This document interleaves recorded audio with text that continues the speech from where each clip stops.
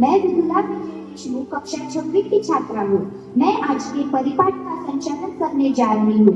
अगर दिन की शुरुआत अच्छे विचारों से हो तो पूरा दिन अच्छा निकलता है। मैं आपको आज सुविचार बताने जा रही हूँ। यदि आप चाहते हैं दूसरे आपकी प्रशंसा करें तो पहले दूसरों की प्रशंसा करें। मैं कक्षा 6 की छात्रा हूँ। आज मैं आपको समाचार बताने जा रही हूँ। भारत की सेमीफाइनल में धांसू है। ऑस्ट्रेलिया का हमेशा सतर्क रहना चाहिए। तात्पर्य हमेशा नई जगह पर हमें सतर्क रहना चाहिए। धन्यवाद। मनुष्य, इंसान, अहिंसक, हिंसा न करने वाला, नभ, आकाश, करुणा, दया, उत्पादन पैदा कर